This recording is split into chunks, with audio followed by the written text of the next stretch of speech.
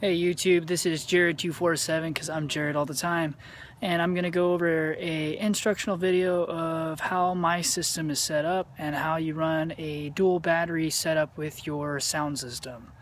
Alright, so let's get started. Alright, so I drive a 97 S10 and I have the gold Duralast battery right there, and on this we have the 0 gauge wire going to the alternator to the battery, charge that there. Then we have another 2 coming off of this as well from the power of this battery.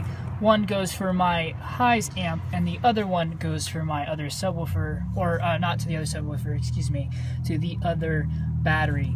Alright, so the first one there, this one right here that has this little bad boy, which is a fuse holder basically that has a circuit breaker built into it. That's a 150 because I'm only running 1,000 watts on that one. And then this other one, this other wire here comes up here, comes over here and goes to this nice little bad boy fuse holder right here, which is a 300 amp fuse, which then goes to my SBR 200 pack battery isolator. Here's my ground wire. This goes to the battery monitor. Then this one goes back to the other battery. Goes through the firewall down there with my other 4 gauge wire for my 1,000 watt amp. This the black wire that I have hooked up here, this is actually this wire here.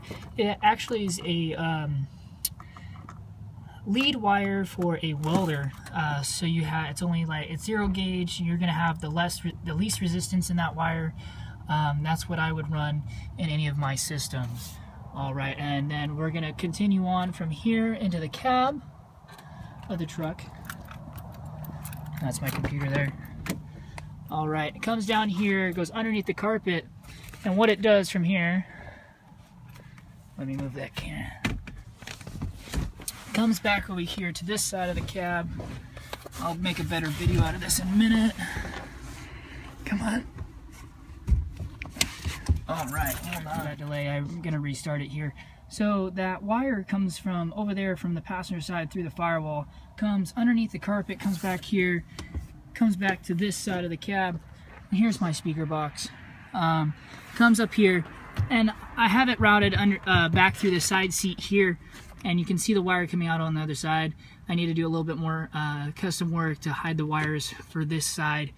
Comes back here. Sorry, kind of dropped my phone there.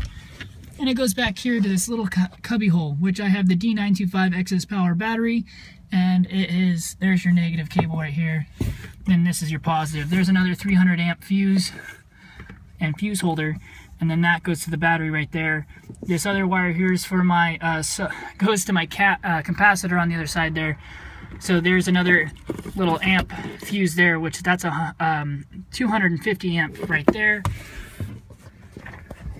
And that wire comes over here to my cap.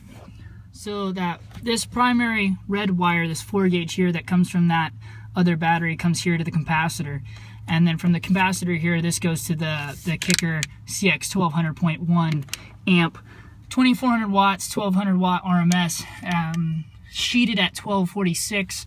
But who cares about that 46 little power of RMS there.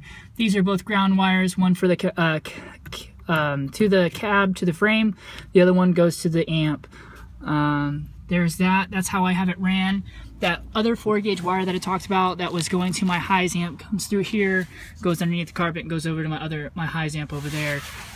Alright, so let's talk about details. So in my setup here I have two 12-inch T0s, Fosgate's subwoofer from their Power series. I believe they are 1200 watt max, 600 watt RMS. These are some big, powerful bad boys right here. They weigh about 30 pounds a piece. Pretty good, pretty decent. Makes you a little rattle in your truck or vehicle.